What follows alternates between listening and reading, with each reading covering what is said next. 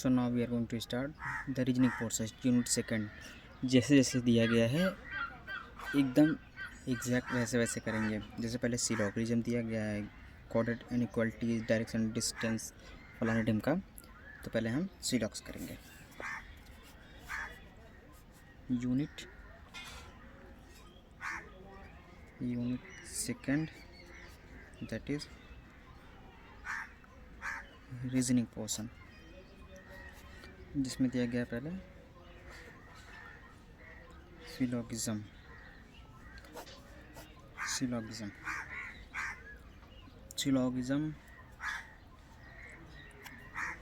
ज़्यादा इसमें कुछ होता नहीं, प्रैक्टिस वाला ही गेम होता है ये सब। फिर भी समझा देता हूँ, टॉपिक तो पता होना चाहिए कि किस टाइप को क्या बोलते हैं। इसमें सम होता है, आल होता है, मतलब जो वर्ड यूज होता है जिसे हम पहचानते हैं वो बता रहा हूँ। सम, नॉट एंड नो स्टेटमेंट इसी टाइप के दिए होते हैं। जैसे अगर स्टेटमेंट दिया है हमको, जैसे ये क्वेश्चन मान लेते हैं, some A are B, some A are B, कैसे बनाएंगे? मान लेते हैं ये है, तो सम ए आर बी, ये कुछ ए बी है, ये दैट्स इट। तो ऑप्शन में दिया होगा सम बी आर ए, ये मतलब दोनों सेम ही है, चाहे सम बी आर ए चाहे सम ए आर बी, दोनों का मतलब सेम ही है। इधर लिख ही देता हूँ, सम बी आर ए, ये भी इक्वल है, ये भी इक्वल है, दोनों सेम है। और दूसरे टाइप का होता है जैसे all A are B, all A are B, जिसका क्या मतलब हुआ? जैसे ऑल ए मतलब ये है, सब बी है, इसका डायग्राम ये हो जाएगा ऑल ए आर बी। कुछ इसमें नोट होते हैं, जैसे कुछ एग्जांपल, जैसे जब भी ऑल वाला केस हो, उस केस में ऑटोमेटिकली जो सम वाले होते हैं, इससे ऑल वाले केस में जैसे बोला है, अरे ऑल ए आर बी, इस केस में अरे सम ए आर बी वाला अगर कोई होगा, सम सबको सही होगा, या सम बी आर ए, ये भी सही होगा। मतलब आर के केस में सम वाले ऑटोमेटिकली करेक्ट हो गए। इन केस ऑफ आर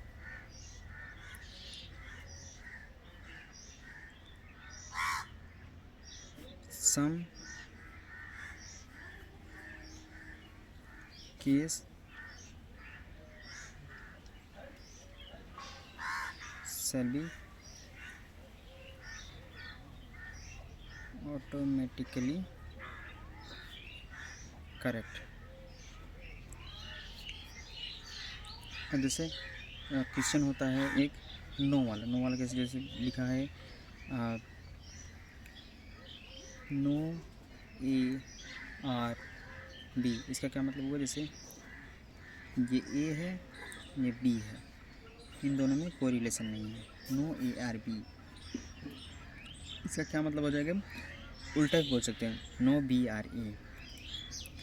लेकिन अगर ऐसा लिखा है कि some A are not B, some A are not B, वो गलत हो जाएगा। क्यों? क्योंकि जैसे अगर बोला है सम ए आर नॉट बी, इसका मतलब है कुछ नहीं है, मतलब कुछ होंगे, इसीलिए सम। इसमें भी एक नोट डाल के लिख लेते हैं कि in case of no some not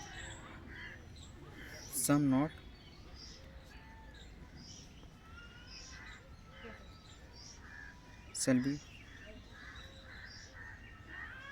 sum not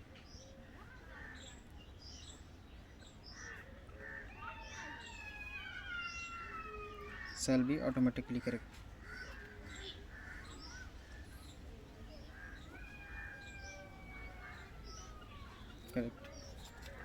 जैसे क्वेश्चन होगा some A are not B इसका कैसे डायग्राम बनेगा, जैसे ये ए हो गया, ये बी हो गया, तो सम यहाँ पे मतलब सम ए आर नॉट बी, ऐसे सम ए आर नॉट बी ऐसे होता है। बस प्रैक्टिस करने के हुए एक आध थोड़ा अच्छा सा कर लेते हैं, उसके बाद आगे बढ़ते हैं। जैसे क्वेश्चन होगा, स्टेटमेंट दिया होगा, स्टेटमेंट क्या होगा, सम बुक आर टॉय, पहला स्टेटमेंट ये होगा। दूसरा statement no toy is cup, ठीक है। एंड तो इसका बनाते हैं, पहले क्वेश्चन ही दिया होगा हमको अपने आप, अभी ये क्वेश्चन दिया है, इसका कंक्लूजन दिया होगा, कंक्लूजन में से हम कौन सा निकालना रहता है, तो हम इसका भी बना लेते हैं। क्या दिया है इसके हिसाब से, जो स्टेटमेंट दिया है इसी हिसाब से बना लेते हैं। क्या बनेगा, some book are toy, some book are, जैसे ये बुक हो गया, सम बुक आर टॉय ये हो गया, and no toy is cup, तो कप यहाँ हो जाएगा, नो टॉय इज कप, इसका ये होगा। कंक्लूजन लिख लेते हैं, उस हिसाब से आंसर लिखेंगे। Conclusion some book are cup, and पहला कंक्लूजन ये होगा। दूसरा conclusion some toy are book, तो कौन सा कंक्लूजन सही है हमको से ये पूछा है, कंक्लूजन फर्स्ट या conclusion second. Some book are toy, some book are cup, some book are cup, ये गलत होगा। ये बुक और कप का कोई रिलेशन दिख रहा है, नहीं दिख रहा है। Some toy are book, some toy are book, इसका रिलेशन दिख रहा है, यानी जो कंक्लूजन सेकंड है वो वाला सही होगा। Now it is done. आगे सेकेंड वाला क्या था, coded inequality, coded inequalities, coded inequalities. अरे वो वाले क्वेश्चंस नहीं होते जो बीच में साइन पड़े होते हैं, उसके बाद कंक्लूजन दिया होता है कि कौन सा साइन बीच में सही लगा हुआ है। इसके कुछ स्टेप्स होते हैं, वो देख लेते हैं। जैसे स्टेप फर्स्ट, बीच में ये साइन लगा होगा, सी डी ई एफ, ऐसे मतलब ए ग्रेटर देन बी। तो अगर एक ही सिंबल हो, जैसे बीच में अगर सिर्फ एक ही सिंबल हो एक तरह का, तो उसको सीधा सीधा बता देंगे कि ए बड़ा है एफ से, सीधा सीधा जो का त्यों लिख देंगे, ठीक है। और दूसरे कुछ किस तरीके से होते हैं, स्टेप 2, जैसे अगर ए बड़ा है एफ से एंड एफ बड़ा है ए से, इसका भी मतलब सेम ही है। दिख तो ना जिस तरफ मुंह बड़ा होता है, खुला होता है, वही बड़ा होता है। A greater than F, F less than A, both are equals. Step 3, कुछ स्टेप नहीं है जिसमें अलग अलग तरीके के साइन होते हैं ना, वो साइन से बस क्या बोलते हैं, इंट्रोड्यूस रूबर आ रहा है। और कुछ इस तरीके के साइन, जैसे y ग्रेटर देन और इक्वल टू वी, जैसे x ग्रेटर देन और equal to y, y greater than और equal to z, z greater than equal to u, u greater than equal to v, v greater than equal to w, इस तरीके के।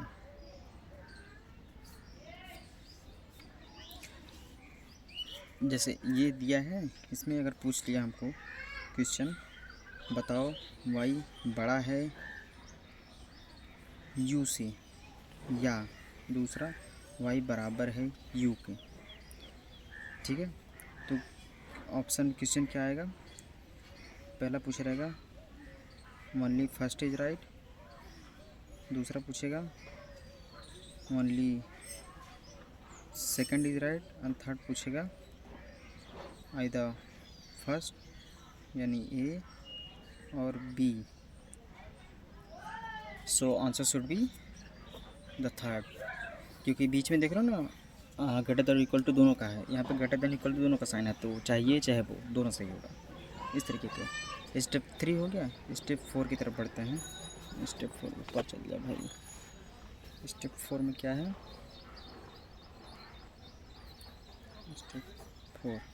Step 4 में दिया गया है कुछ जब से इस तरीके का साइन होता है, बताता हूँ। अगर दिया गया है A greater than equal to B equal to C greater than D greater than equal to E greater than equal to F F F F तो अगर पूछ ले हमको ए और ई के बीच में रिलेशन बताओ, ए एंड ई के बीच में कौन सा साइन लगेगा, इसमें ये वाला साइन लगेगा। क्यों लगेगा ये समझाते हैं, देखते हैं ध्यान से। सबसे बड़े साइंस कौन होते हैं, मतलब अपर लेवल के साइन एक ये होता है, एक ये होता है, चाहे ग्रेटर देन चाहे लेस देन। अगर क्वेश्चन में ये वाला साइन कहीं दिख गया तो सब साइन इग्नोर कर देंगे, सिर्फ इनको ध्यान देंगे।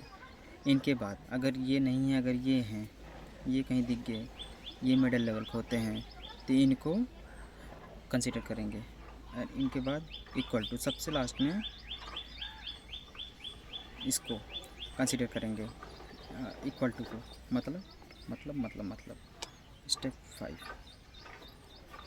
अगर स्टेटमेंट दिया है A greater than equal to B equal to C greater than D less than E greater than equal to F greater than equal to G, और पूछा है डी एंड जी के बीच में रिलेशन बताओ, डी एंड जी। अगर बी एंड जी के बीच में हम देखें तो ये ग्रेटर देन वाला भी है साइन, लेस देन वाला भी है साइन, इसका मतलब इन दोनों के बीच में नो रिलेशन। अगर दोनों साइन आ गए ये अपर वाले तो इसमें नो रिलेशन।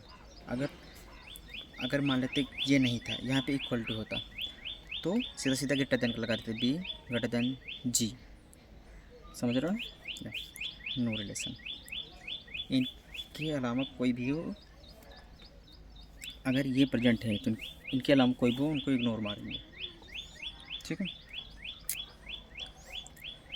ऐसे ही आता है कि अगर ये दोनों साथ में कहीं प्रेजेंट है और उन दोनों के बीच में पूछा है रिलेशन तो नो रिलेशन होगा। एक आध दो क्वेश्चन कर लेते हैं, उसके बाद अगला टॉपिक देखेंगे। जैसे क्वेश्चन होगा A greater than C greater than equal to T greater than I greater than equal to O greater than N, and option में दिया होगा कौन सा सही है, ए बड़ा है एन से, दूसरा ऑप्शन है सी बड़ा है ओ से। अब देख के बताओ ए बड़ा है एन से, एन कहाँ है, यानी एकदम लास्ट में है और सिंपल एक ही साइन लगा हुआ है, ये ग्रेटर देन का ग्रेटर देन का ग्रेटर देन का ग्रेटर देन का, मतलब ये तो सही होगा। एंड सी ग्रेटर देन ओ ये भी सही होगा क्योंकि ये भी ग्रेटर देन का साइन है, ठीक, सही है। तो both are correct, both are correct. एक आधा और देख लेते हैं, जैसे M equal to N greater than U equal to P greater than L.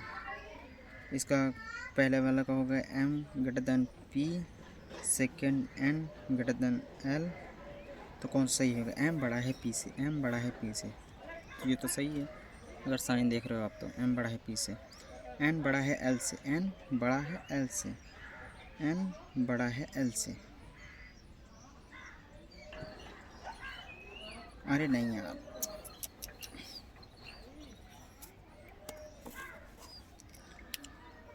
M बड़ा है पी से, तो यहाँ इक्वल टू का साइन है, ये गलत है, ये वाला सही होगा क्योंकि ग्रेटर देन का साइन यहाँ लगा हुआ है, या ये सही होगा। तो जैसे टाइप समझा दिए, इसी टाइप का आता है। अगर दोनों बीच में एक ही साइन रहते हैं तो वो नो रिलेशन होता है, बाकी ऐसे रिलेशन निकालना होता है। आगे बढ़ते हैं। आगे एक जैसे बैंकिंग में आता है कि स्टेटमेंट बेस दिया रहता है, 2-3 स्टेटमेंट में दिया रहेगा, ऐसे करके बीच में कॉमा भी लगा रहेगा, उस टाइम ध्यान देते हैं कौन किसके बराबर है, कैसे। अगर ये आप ये 8-10 प्रैक्टिस मान लोगे तो वो समझ आ जाएगा, कोई बड़ी बात नहीं है, टॉपिक आपको समझ आ गया, ये चाहिए था मेरे को। अब नेक्स्ट क्या है, direction and distance, direction and distance, direction and distance, direction and distance. तो टोटल डायरेक्शन कितनी होती है? सोचो सोचो, तब मैं लिख रहा हूँ। टोटल डायरेक्शन 10 होती हैं। टोटल डायरेक्शन 10 होती हैं। मेन टोटल डायरेक्शन 10 होते हैं। डायरेक्शन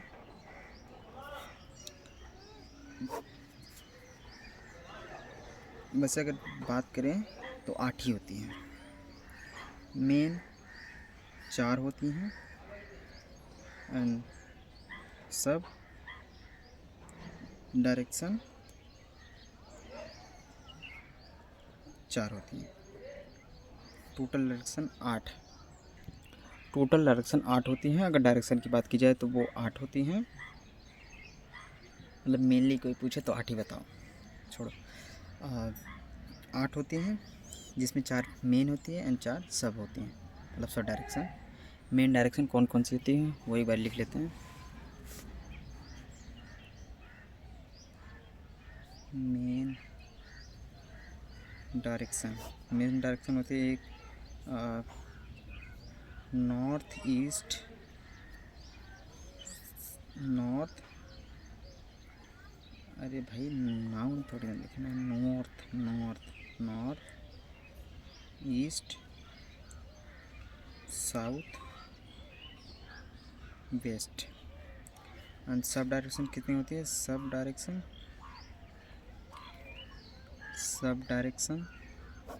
होती है north east south east south west north west. Hindi थोड़ा डिफ़िकल्ट का मतलब एक पकड़ के रखे रहो तो हिंदी, इसको सब नॉर्मल है, आपको पता होगी। हिंदी बताने ज़्यादा टाइम जाएगा, इसलिए मैं ज़्यादा उसको कंसिडर नहीं कर रहा। बाकी तो बातें तो हिंदी में कर रहा हूँ। जैसे नॉर्थ को उत्तर, इसको पूर्व, इसको साउथ को दक्षिण, एंड वेस्ट को पश्चिम, एंड नॉर्थ ईस्ट को उत्तर पूर्व, साउथ ईस्ट को दक्षिण पूर्व, साउथ वेस्ट को दक्षिण पश्चिम, नॉर्थ वेस्ट को उत्तर पश्चिम। ये हो गया। एक डायग्राम बना लेते हैं डायरेक्शन दिखा के। जैसे एक ये डायरेक्शन होती है, ये ऊपर नॉर्थ होता है, हिंदी में इसको उत्तर बोलते हैं।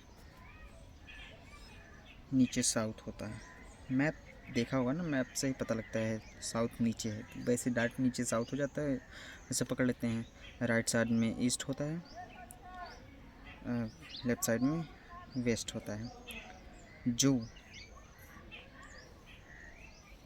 नॉर्थ और ईस्ट के बीच में होता है वो नॉर्थ ईस्ट होता है। North east. जो साउथ एंड वेस्ट के बीच में होता है साउथ वेस्ट होता है। South west. जो वेस्ट एंड साउथ के बीच में होता है साउथ वेस्ट होता है। जो नॉर्थ एंड वेस्ट के बीच में होता है वो नॉर्थ वेस्ट होता है। नॉर्थ वेस्ट, यही डायरेक्शन होती है। 1 2 3 4 5 6 7 8। कुछ जैसे अगर बोले राइट साइड क्लॉकवाइज, क्वेश्चन बोला रहता है ना, क्लॉकवाइज घूमा है ये वो, तो राइट साइड घूमना है। Right side. लेफ़्ट साइड अगर बोले इसका मतलब होता है anti clockwise, anti clockwise direction. That's it. Theory सिर्फ इतना था। 3 4 क्वेश्चन करेंगे, ट्रिक बताएंगे, आगे बढ़ जाएंगे। क्वेश्चन है, पहले क्वेश्चन लिख लेता हूँ फिर समझाता हूँ। इसको ऊपर करते हैं ताकि पूरा क्वेश्चन आए।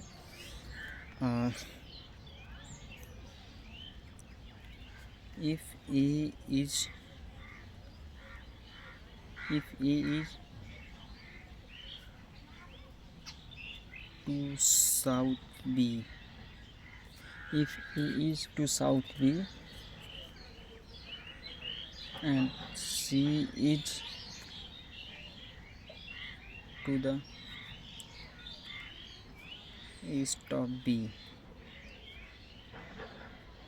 in which direction A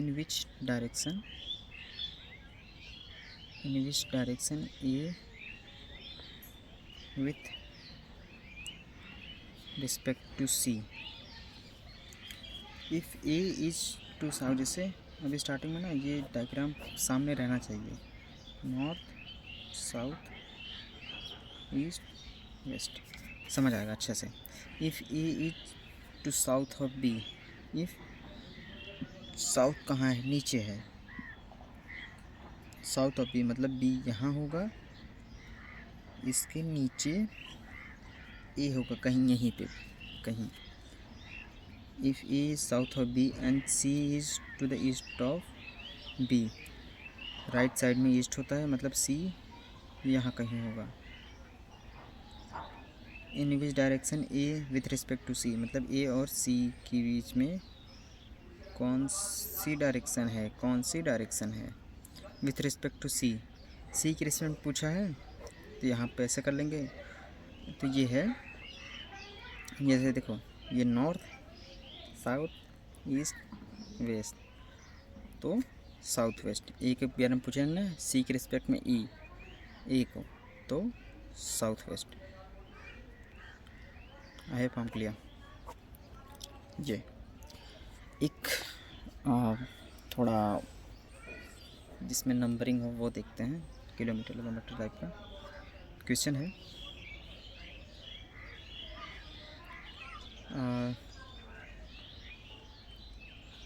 Rahul travels 7 kilometer towards north, then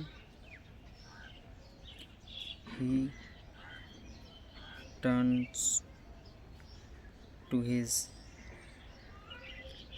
right and walks 3 kilometer. He again turns to his right and moves 7 kilometer forward. Now in which direction is he from his starting point छोटा सा ही होगा, यहाँ पे I think आ जाएगा। क्या बोला है, Rahul travels 7 kilometre toward north. ये छोटा सा हमारे सामने नॉर्थ साउथ ईस्ट वेस्ट, जाने बनाने में कोई टाइम नहीं लगता है, मतलब बहुत आसानी होती है। बाकी 8-10 सवाल को ज़रूरत नहीं पड़ेगी। Rahul travels 7 kilometre towards north, north ऊपर है मतलब 7 किलोमीटर ऊपर जाएगा। राहुल की बात करें 7 किलोमीटर, यहाँ पे है अभी टूवर्ड्स नॉर्थ, दिख नहीं रहा, towards north. Then he turn to his right, north मतलब सिर आगे इधर, right and north and turn his right and walks 3 kilometre, मतलब 3 किलोमीटर इधर आया। He again turn to his right, अब इधर है तो मतलब राइट इधर आएगा, एंड मूव 7 किलोमीटर, मतलब जहाँ से चला था लगभग वहीं पे आ गए हैं forward. Now in which direction is he from his starting point, अभी स्टार्टिंग पॉइंट से वो किस डायरेक्शन में है। स्टार्टिंग पॉइंट इसका यहाँ पे था, तो यहाँ से इस रिस्पेक्ट में पूछा है तो मतलब ईस्ट होगा ये, और इसके बीच में दूरी 3 होगी, 3 किलोमीटर, ठीक है। ईस्ट में स्टार्टिंग पॉइंट से पूछा है ना, तो स्टार्टिंग पॉइंट से ईस्ट में है एंड 3 किलोमीटर है, स्टार्टिंग पॉइंट में 3 किलोमीटर। इसकी एक ट्रिक देख लेते हैं, ट्रिक कहाँ लगेगी हम बता देता हूँ। अगर पूछा रहे एक ही बंदे के बारे में, डायरेक्शन या दूरी वूरी एक ही बंदे के बारे में बात हो रही हो तो आराम से लग जाएगी। वो कहीं भी जाए आराम से 1-2 सेकंड में आंसर आ जाएगा उसका। ट्रिक क्या होती है,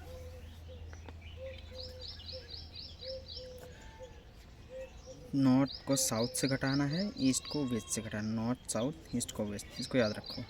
नॉर्थ को साउथ से, ईस्ट को वेस्ट से, ऐसे लिखते हैं, नॉर्थ ईस्ट साउथ वेस्ट। सवाल पढ़ते हैं। सवाल क्या था, Rahul travel 7 kilometre towards north. तो नॉर्थ में 7 किलोमीटर लिख दिया, नॉर्थ में 7 किलोमीटर लिख दिया।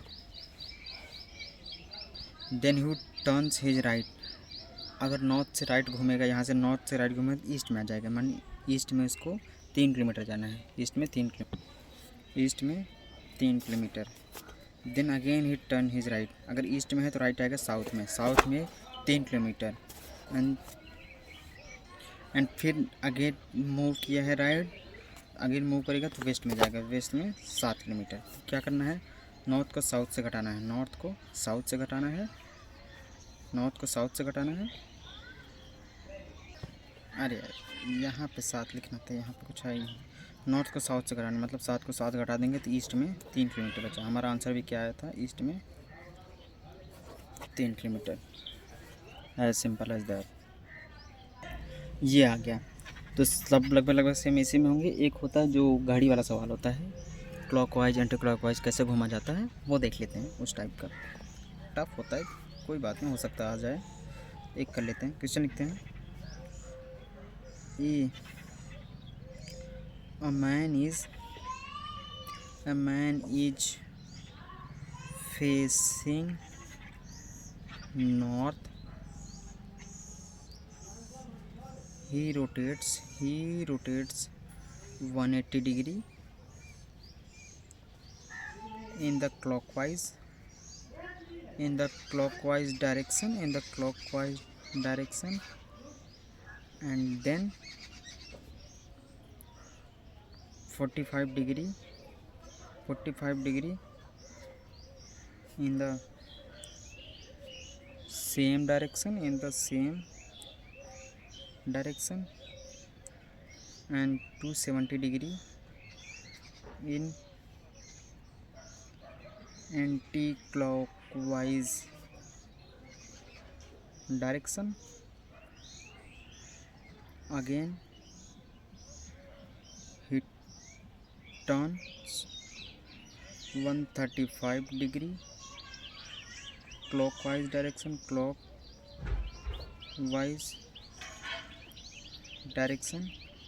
and 180 degree anti-clockwise direction. Finally he turn 135 degree anti-clockwise direction. Now in which direction he is facing? Wow. तो सबसे पहले इसको बेसिक से करते हैं, उसके बाद ट्रिक देखेंगे। बेसिक, सबसे पहले क्वेश्चन भी दिखना चाहिए क्या, यहाँ पे बनाते हैं बेसिक से सॉल्यूशन। हम डायग्राम बना लेते हैं, डायग्राम बनेगा ऐसे। क्या बोला है, a man is facing north, मतलब भैया हमारे इधर देख रहे हैं सामने। ही रोटेट 180 डिग्री, मतलब यहाँ पे है इन द क्लॉकवाइज मतलब राइट साइड। तो क्लॉकवाइज यहाँ है वो 180 डिग्री, पता है ना 180 डिग्री मतलब इधर से घुमाओ पूरा आधा, 360 डिग्री पूरा होता है, आधा 180 degree. And then 45 degree in the same direction, 45 degree in the same direction, 90 degree ये होगा इस हिसाब से। तो 45 डिग्री यहाँ बीच में कहीं आएगा, 45 डिग्री यहाँ, in the same direction, 45 degree in the same direction and 270 degree anti-clockwise। यहाँ पे एक लाइन खींच देते हैं, ये 45 डिग्री का है एंड यहाँ पे अभी है, समझ आ रहा है ना। And 270 degree in anti clockwise, मतलब यहाँ से चलेंगे हम, यहाँ से यहाँ तक हो गया 180, यहाँ से यहाँ तक 180, उसके बाद 90 और जाएगा तो 45 यहाँ पे आ गया एंड 45 यहाँ पे आएगा, कहीं समथिंग यहाँ पे आएगा। एक लाइन यहाँ पे डाल देता है ऐसे, मतलब अभी हम यहाँ पे हैं 270 इन एंटी क्लॉकवाइज।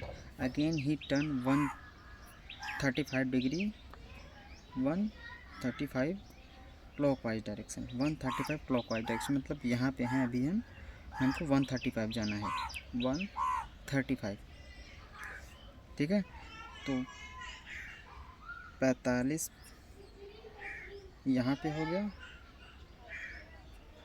45 90 यहाँ पे हो गया एंड इधर अगेन 45 जाएगा, अगेन 45 यहाँ पे जाएगा समथिंग कहीं पे।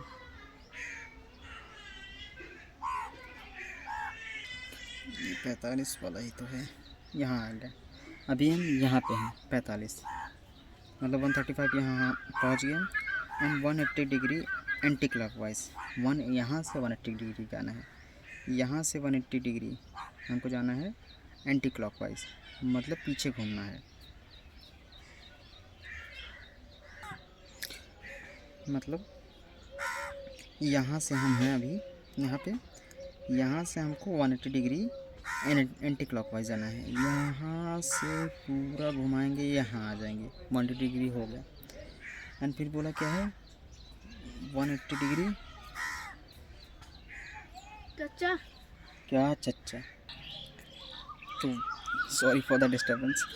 तो 180 हम यहाँ पे आ गए, 180 anti clockwise. Finally he turns 135 anti clockwise, इधर ही उल्टा ही जाना है 135, मतलब 90 यहाँ आएगा एंड फिर 45 यहाँ पे, फाइनली यहाँ पे anti clockwise. Now in which direction he is facing, तो यहाँ पे पहुँचा है। यहाँ पे कौन सा डायरेक्शन आएगा, नॉर्थ साउथ ईस्ट वेस्ट, मतलब साउथ ईस्ट। देख रहे हो बेसिक से करने पे के बाद कितना ध्यान लगाओ, कितना टाइम जाता है। ट्रिक से देखते हैं now.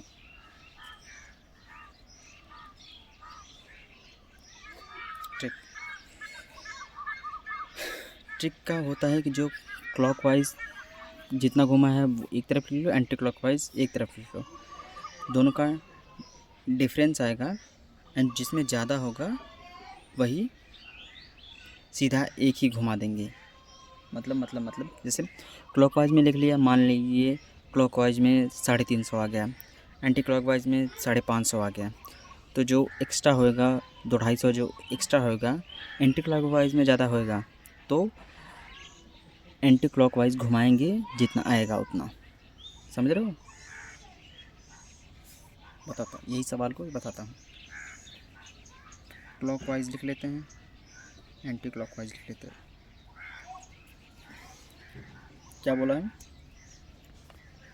A man is facing north and rotates in the clockwise, मतलब 180 clockwise and then 45 and then 45 in the same direction, मतलब 45 भी इसी में आएगा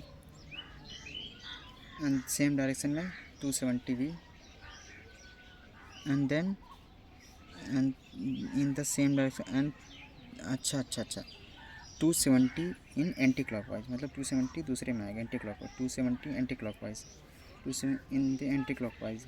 again he turn 135, again he turn 135 clockwise, मतलब क्लॉकवाइज में 135 आएगा एंड 180 एंटी क्लॉकवाइज, 180 इसमें आएगा।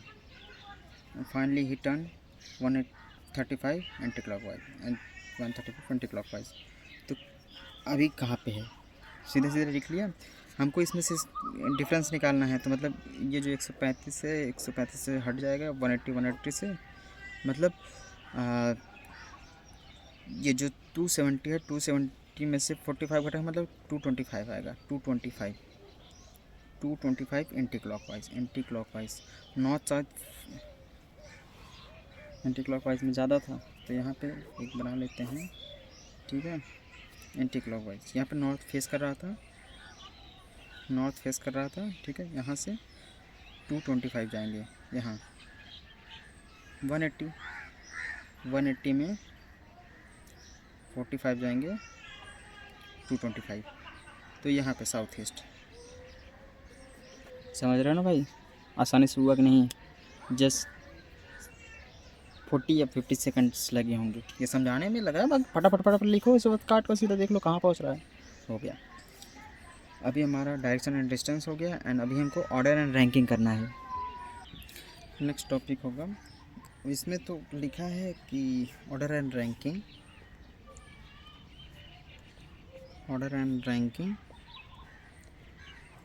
लगभग सेम ही चीज़ होता है। जो डेटा सफिशिएंसी वाला होता है इसको हम साथ में कर लेते हैं, एंड करके नहीं, data sufficiency, ranking and comparison भी बोल सकते हैं।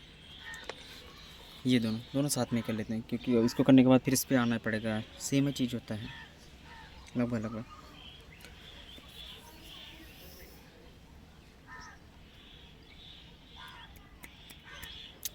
स्टार्ट करते हैं।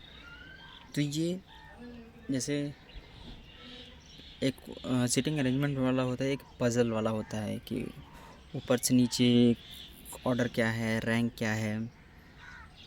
एक छोटा सा कर लेते हैं, ऐसा नहीं समझ आएगा। जैसे क्वेश्चन है, Pune is bigger than Jhansi, Pune is bigger than Jhansi, Sitapur is bigger than Chittor, Raigarh is not as big as Jhansi but is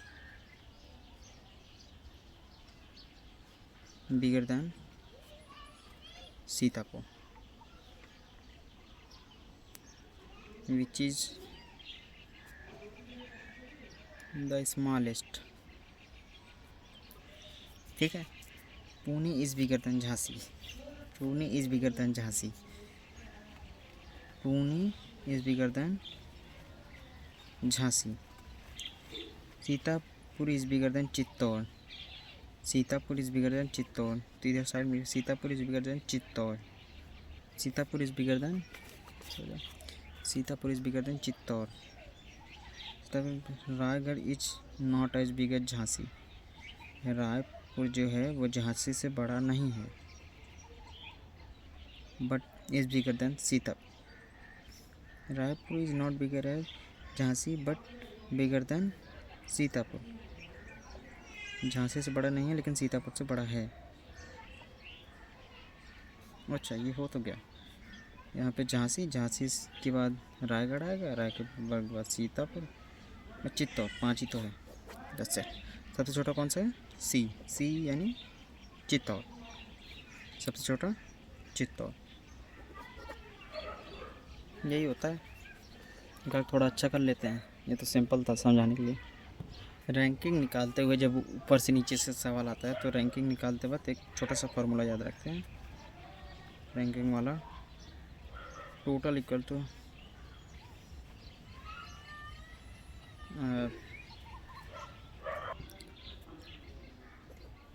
top plus bottom -1, that's it. जैसे क्वेश्चन, ज़्यादातर क्वेश्चन होगा अनुज इज़, होगा नहीं, इसी टाइप का होगा। Anuj is ranked 9th from the top and 38 from the bottom. In his class, what is the total strength of the class? Anuj is ranked 9th from the top, and 38 from the bottom. तो total strength क्या हुई? Total पूछा है तो top plus bottom -1. तो Anuj rank 9 from the top, 9 from top, 38 from the bottom, -1 कितना होगा?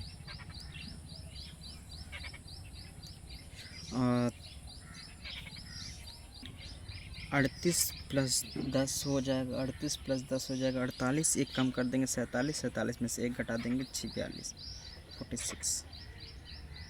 उसकी रैंक क्या होगी? 46. समझ आया? आई होप कि समझ आया होगा. एक थोड़ा अलग तरीके से करते हैं, फिर क्लोज करते हैं. फटाफट पढ़ना है हमको. जैसे है Sunaina stage, Sunaina stage on the 16th floor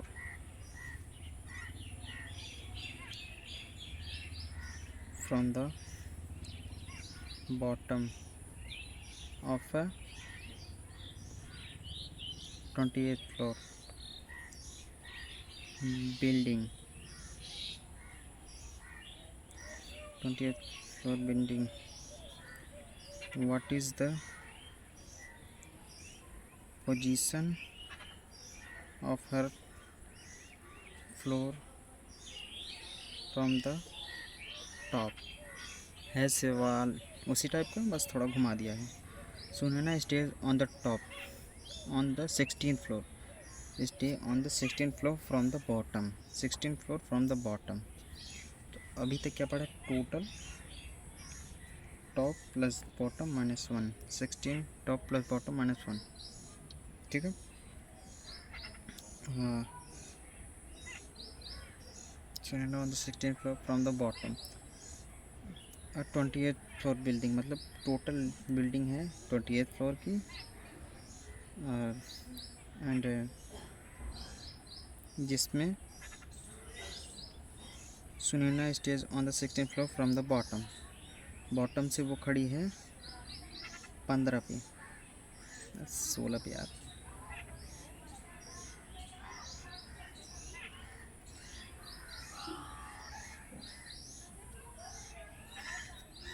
ठीक, इस समीकरण को सॉल्व कर लो, हो गया आंसर. एकदम खुद समीकरण है. 16 में से एक जाएगा 15 जाएगा, 28 इक्वल टू टी प्लस 15, 15 इधर चला जाएगा, 28 में से 15 जाएगा, 28 में से 15 जाएगा, कितना बचेगा? 13. वही तो आंसर है. इसका फ्लोर है 13. तो देखो हमने ये कर लिया. अब हम पहुंच चुके हैं. अगला है, जैसे जैसे सिलेबस बोला है एकदम एग्जैक्ट वैसे चल रहे हैं. Blood relation, how to find out blood relation. Blood relation की बात करते हैं तो ये 2 टाइप्स के होते हैं. 2 टाइप्स के मतलब, एक जब हम जन्म लेते हैं तो हमारे साथ आता है बाय बर्थ, और एक जब शादी होती है तब, आफ्टर मैरिज.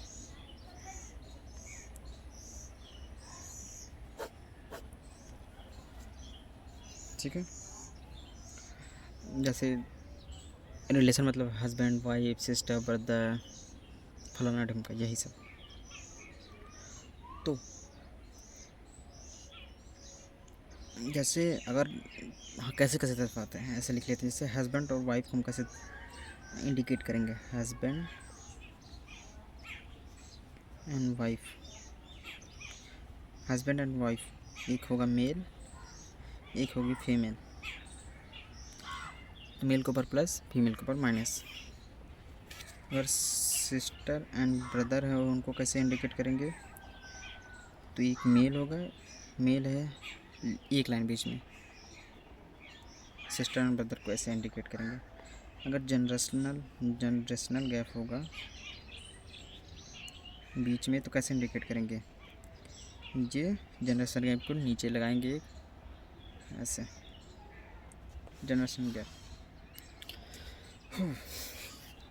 जैसे एक एग्जांपल देखते हैं, समझ आएगा।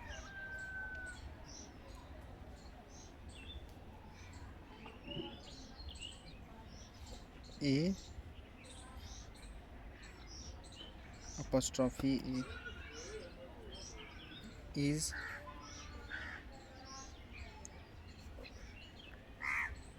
father of B and husband of C, husband लिखा है ऑफ C, तो क्या बोला है, A is father of B, A is father of B मतलब ए पिता है बी का, and husband of C, and C का,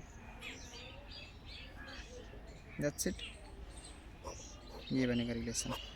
हमको डायग्राम नहीं बनाना है, हमको पूछा रहेगा कि उससे रिलेशन क्या है। जैसे ऐसे कटा कट लिखा होगा तो जैसे अब पूछ लिया एक आदमी से संबंध बताओ, तो ऐसे नहीं बता पाएंगे ना। यहाँ पे ऐसा हमको दिख रहा है कि इसके पिता की वाइफ है यानी इसकी माँ है, ऐसे दिख रहा है ना, ऐसे नहीं हमको समझ आता है। ठीक, एंड कुछ नोट डाल के लिख लेते हैं।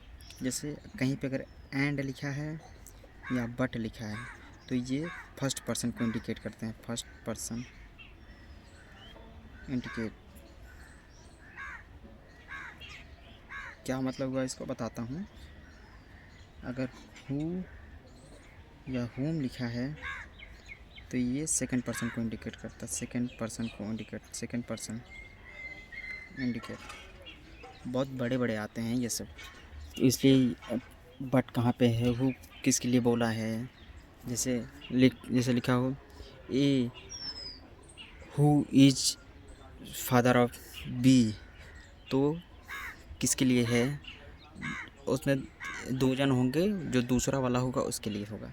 ऐसे समझ नहीं आएगा, एक करते हैं तो समझ आएगा। जैसे क्वेश्चन है, A is B's daughter, A is B's daughter, B is C's mother, D is C's brother, how is D related to A. क्या बोला, A is B is daughter, मतलब B is B is daughter, A is B is daughter, B confirm है, A is B is daughter मतलब जो A है वो daughter है B की। B is C is mother है, B is C is mother मतलब सी की मदर है। D is C is brother मतलब डी ब्रदर है सी का। How is D related to A, D related to D A का भाई होगा ना भाई, दिख रहा है ना कैसे कर रहा हूँ ऐसे। अरे ये भी तो सिंपल ही कर दिया। ये ज़्यादातर मैंने समझा दिया क्या टॉपिक्स होते हैं। ऐसे कोडेड ब्लड रिलेशन होता है जो ABC करके नहीं होता, जो साइंस आते हैं ना वो भी सेम ही होता है, कुछ अलग नहीं होता। खाली जो ये ABC करके या कोई अमन सुमन रमन जो नाम होता है उसके अलावा साइंस दिए होंगे। साइन मतलब जैसे डॉलर वाला साइन एंड ऐसे इक्वल टू वाला साइन, ऐसे फलाने करके कई साइंस होंगे। जो हैशटैग वाला साइन ये सब होते नहीं है, तो ऐसे लिखे जैसे लिखा रहेगा डॉलर जो साइन होता है उसकी बात कर रहा हूँ, वो sign is father of hashtag, ऐसे करके रहता है। ज़्यादा कुछ समस्या नहीं होती, ऐसे ही बनता है। तो हम आगे बढ़ते हैं क्योंकि बहुत ज़्यादा लंबा हो रहा है यार। आगे में डेटा इंटरप्रिटेशन दिया, डेटा इंटरप्रिटेशन जो DI जो मैथ में आता है, मेरे को मैथ में करवाना है, वो मैंने पढ़ रखा है। यहाँ पे इसको स्किप करते हैं, वहीं पे करेंगे, सिंपल ही आएगा। Coded and coding and decoding, coded बोल रहा हूँ, coding and decoding one of the most important होता है, सरल ही होता है बट बहुत इम्पोर्टेंट रहता है, हर जगह आता है। यही एक है जो अच्छे समझाना है, बाकी तो सब खुद खुद है। Coding and decoding, coding and decoding, coding and decoding का वो जो ABCD होती नहीं उसका प्लेस वैल्यू, ये फलाना टाइम का बस है। कोडिंग एंड डिकोडिंग में अल्फ़ाबेटिकल सीरीज होती है, सबसे मेन तो ये होती है अल्फ़ाबेटिकल सीरीज। अल्फ़ाबेटिकल सीरीज में एक होता है प्लेस वैल्यू, एक होता है opposite number, opposite letters place value,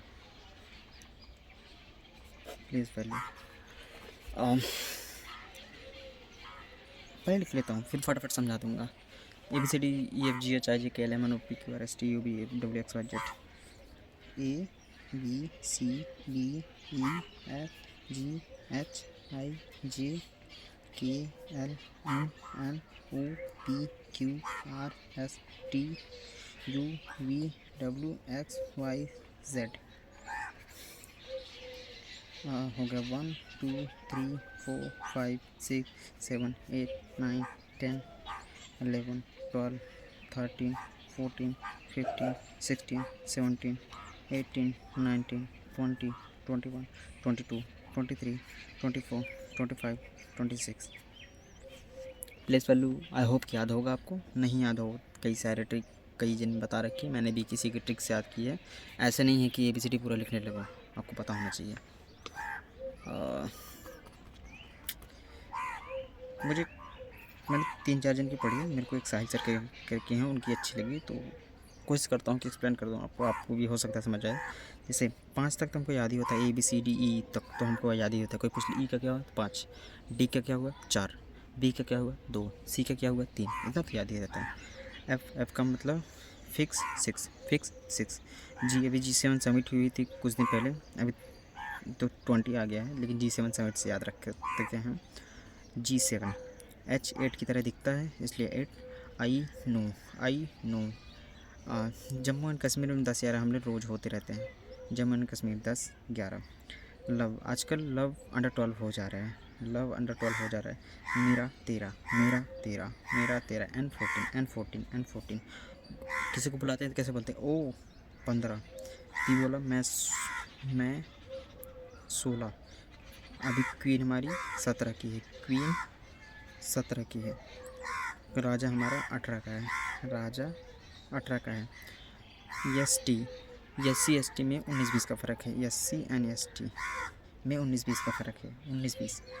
आजकल शादी अंडर 21 हो जाती है, under 21। V 22, W 23, X 24, Y 25, Z 26। That's it. अभी हम अपोजिट लेटर याद करते हैं, आपको थोड़ा प्रैक्टिस करना पड़ेगा, 1-2 बारी 3-4 बार इसको लिखोगे पढ़ोगे और याद हो जाएगा, ज़्यादा कुछ डिफ़िकल्ट होता नहीं। A का अपोजिट होता है Z,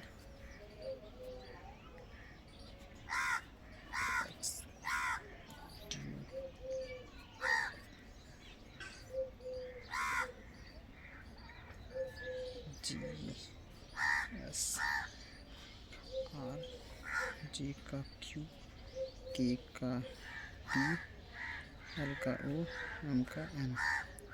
इसका भी एक ट्रिक है, जैसे उन्होंने ही बताई है, मैंने याद की है अच्छे से, कुछ इम्प्रूवमेंट करके बता सकता हूँ तो आपको बताऊँगा। जैसे आज़ाद एक लड़का है, आज़ाद ए का अपोजिट Z, एक लड़का है यानी B का अपोजिट Y। वो एक पिक्चर देखने जा रहा है क्रैक्स खाते हुए, C का अपोजिट X, उसने एक ड्यू लिया, D का अपोजिट W। वो शाम में एक पिक्चर देखने गया, E का अपोजिट इवनिंग, E का अपोजिट V। पिक्चर कौन सी थी फालतू। F का अपोजिट U, पिक्चर देख के उसने बोला ग्रेट। G का अपोजिट T, उसके पापा ने उसको पकड़ लिया और बोला तो अभी हाई स्कूल में है। हाई स्कूल, एच का अपोजिट एस। पहले ठीक से इंटर तो कर ले। इंटर, इंटर, आई का अपोजिट आर। तेरी शादी मुझे जयपुर क्वीन से करवानी है। जयपुर क्वीन, जयपुर क्वीन, जे का अपोजिट क्वीन।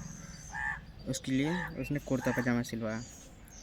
कुर्ता पजामा मतलब उसने बोला कि मैं अपनी शादी में कुर्ता पजामा पहनूंगा, कुर्ता एंड पजामा। उसने फ़ोटो देखी, उसने बोला लव हो गया। एल का अपोजिट वी, एल का अपोजिट ओ ओ ओ। फोटो देखते ही उसको लव हो गया। इसका मतलब क्या हो गया? Man will be man, MEN, man will be man, that's it. अब कोडिंग टू कोडिंग अब आते हैं। ये तो इसका कहीं नाम निशान नहीं होता। कोडिंग टू कोडिंग अब स्टार्ट हो रही है। सीरीज बेस्ड क्वेश्चन होते हैं इसमें, कई टाइप के होते हैं। मैं सीरीज बेस्ड बता रहा हूँ। मैथमेटिकल टाइप्स होते हैं, सीरीज बेस्ड होते हैं, एंड और भी कई सारे तरीके के होते हैं। सब एक है दो सवाल कराऊंगा। क्वेश्चन लिखते हैं तभी समझ आएगा। जैसे आई थिंक मेरे को एक बार ABCD और लिखनी पड़ेगी तभी समझ आएगा। ABCDEFGHIJKLMNOPQRSTUVWXYZ। क्वेश्चन होगा, क्वेश्चन यहाँ से है, which letter is fifth to the left of 13th letter from the left hand. पहले इसको नॉर्मली करेंगे, फिर ट्रिक से करेंगे। ट्रिक हर जगह काम आती है क्योंकि नॉर्मली बहुत टाइम लगता है। विच लेटर हम जहाँ पे एंड जुड़ा होता है वहाँ से गिनते हैं। लेफ्ट हैंड है। Which letter is fifth to the left of 13th letter from the end. Left hand, right hand ये राइट साइड वाला, लेफ्ट हैंड लेफ्ट साइड वाला। लेफ्ट हैंड से गिनेंगे 13 मेरा 13, तो 13 13 हो गया। ऐसा नहीं तो गिनते गिनते टाइम हो जाएगा। अभी जैसे हमको प्लेस पर याद हो तो मेरा 13 हो जाएगा। Which letter is fifth letter of 13 letter from the left, मतलब अभी यहाँ पे आ गए, इसके लेफ्ट से फिफ्थ 1 2 3 4 5 यानी एच, ये फिफ्थ है। तो हमारा आंसर क्या आएगा? एच। लेकिन हमको ऐसे करना है नहीं। कैसे करना है वो बताता हूँ। देखो, एक ट्रिक होती है, हमको जो भी गिनना, हमको जहाँ से एंड जुड़ा है वहाँ से गिनना है। लेफ़्ट वाले जितना लेफ़्ट में काउंट करना है वो लेफ़्ट वाले को लेफ़्ट से माइनस कर देंगे, राइट वाले को राइट से माइनस कर देंगे। अगर लेफ़्ट राइट है दिया गया है तो उन दोनों को प्लस कर देंगे, ठीक है। अगर लेफ़्ट है तो माइनस कर देंगे, राइट है तो माइनस कर देंगे, अगर लेफ़्ट राइट है तो प्लस कर देंगे। क्या मतलब हुआ इसका, समझाता हूँ इसी क्वेश्चन में। क्या बोला है? Which letter is fifth to the left of 13, ठीक है। Which letter is fifth to the left of 13, तो fifth letter to the left of 13 from the left hand. तो लेफ्ट एंड से 13, उसके लेफ्ट में भी 13, मतलब लेफ्ट दो बार आया ना। लेफ्ट एंड से 13 और उसके लेफ्ट में भी फिफ्थ, मतलब लेफ्ट आया, यानी 13 में से 5 घटाएंगे कितना आएगा? 13 में से 5 घटाएंगे 8 आएगा। और कहाँ से हम देखेंगे? एंड के यहाँ जुड़ा है लेफ्ट से, मतलब लेफ्ट हैंड से अगर हम 8 गिन लेंगे तो हमारा आंसर आ जाएगा। हमको पता है 8 आता ही है, H 8 की तरह होता है, तो H ऐसे भी आंसर आएगा, वैसे भी आएगा, लेकिन ऐसे फट से आएगा। पता है। एक बारी और करते हैं, देखते हैं हमारी ट्रिक काम कर रही है या नहीं। जैसे क्वेश्चन होगा, which letter is seventh to the right of 13 letter from the left hand. Which letter is 7 to the right of 13 letter from the left hand? 13 letter left hand. Which letter is 7 to the right of? जो left hand से 13 है उसके right में जाना है. Left right रहे तो plus करेंगे. 13 एंड 7 हो जाएगा 20. 20 पे क्या होता है? 19-20 का फ़र्क होता है SC/ST में, यानी टी. यस 19 होता है, टी 20 होता है. काम कर रही है यानी ना. ये हो गया एक.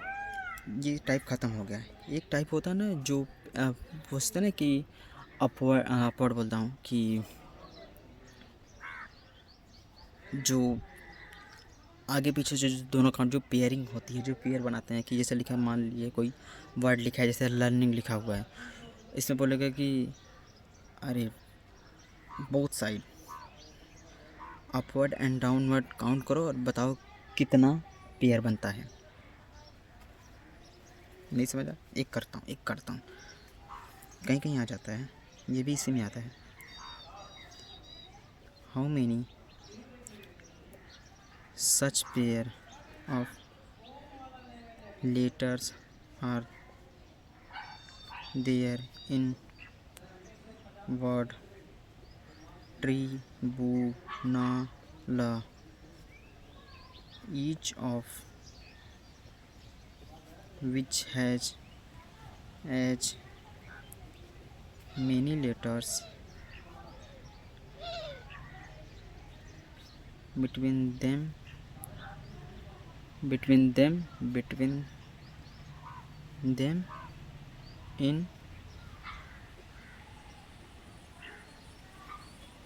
in the word as in the English alphabet. ठीक है. ट्रिब्यूनल हमको बहुत साइड काउंट करना है. ट्रिब्यूनल ट्रिप कैसे गिनते हैं? या तो दो तरीके से कर सकते हैं, या तो इसकी नंबरिंग कर लो फटाफट, या तो ऐसे गिन लो. नंबरिंग जैसे 20 राजा 18 का, I know B2 under 21 N14 A1 love under 12 हो जाता है. तो इसके बाद 21 22 23 24 25 26 27 नहीं है. 18 19 20 21 एक पेयर बन गया. 18 19 नहीं है. 9 10 11 12 10 11 12 13 14 10 11 नहीं है. 3 4 नहीं है.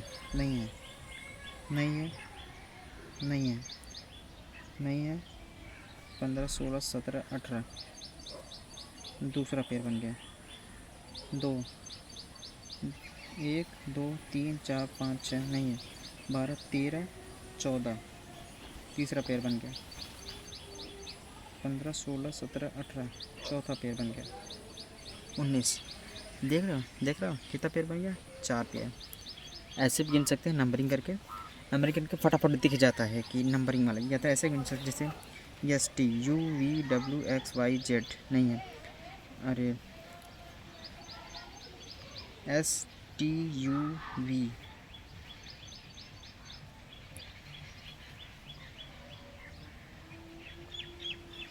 ST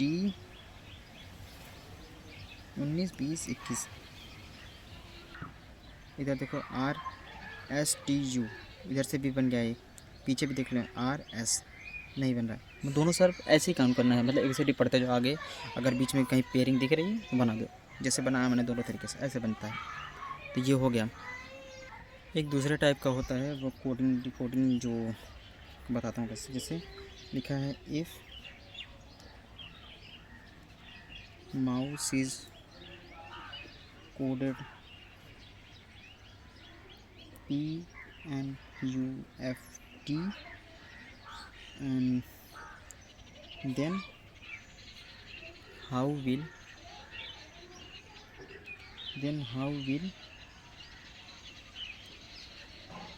clock be coded? Mouse का क्या है? माउस का है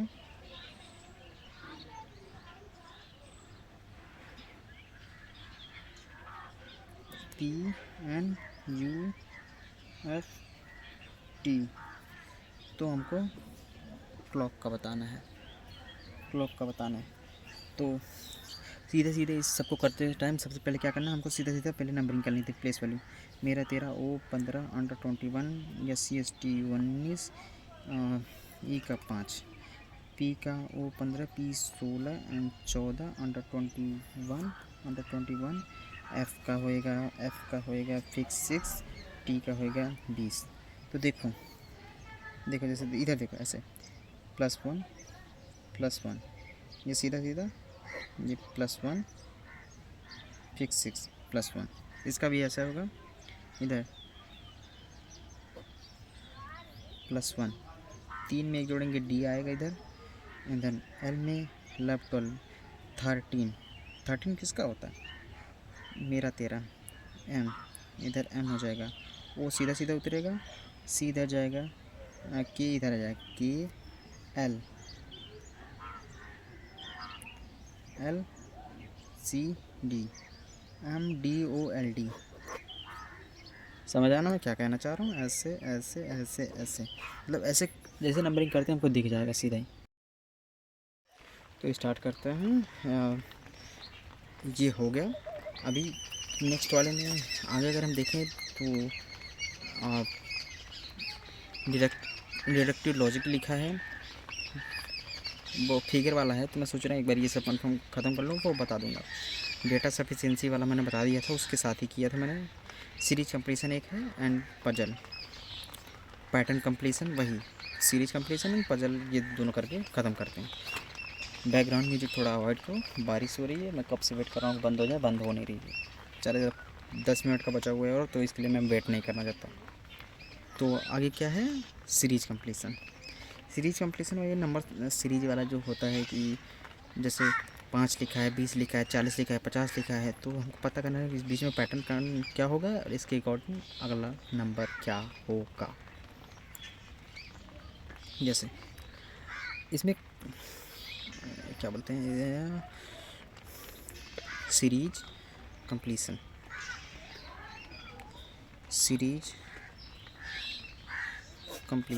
कंप्लीशन में जैसे क्या क्या हमको पकड़ना, जैसे प्राइम नंबर का गैप हो सकता है, किस चीज़ का गैप ये बताना, ऑड या इवन का हो सकता है, स्क्वायर या क्यूब हो सकता है, एंड जो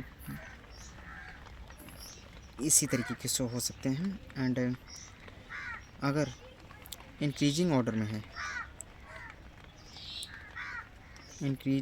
में है, अगर धीरे धीरे बढ़ रहा है, स्लोली बढ़ रहा है, तो यानी प्लस हो रहा है। अगर बड़ी तेज़ से, जैसे मान लो 5 है, 1000 है, उसके बाद 2500 है, ऐसे करके बहुत तेज़ी से बढ़ रहा है, यानी रैपिडली अगर ग्रोथ हो रहा है, तो यानी उसमें गुणा हो रहा है, समझ रहे हो ना। सेम डिक्रीजिंग में भी होता है, इंक्रीजिंग ऑर्डर या डिक्रीजिंग ऑर्डर, ऐसे देखते हैं। और क्वेश्चन कर लेते हैं। जैसे लिखा है 3 लिखा है, 5 लिखा है, 8 लिखा है, 12, मतलब धीरे धीरे बढ़ रहा है, दिख रहा है, धीरे धीरे बढ़ रहा है, इसका मतलब यहाँ पे प्लस होगा। 30 लिखा है, कैसे सॉल्व करते हैं, इन दोनों के बीच ऐसे कितने का गैप है, 2 का गैप है, 3 का गैप है, 4 का गैप है,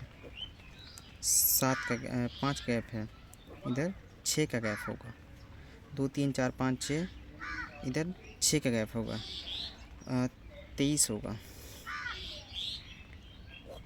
7 का गैप है, तो यहाँ पे 23 होगा, दिख रहा है ना। ऐसे करेंगे।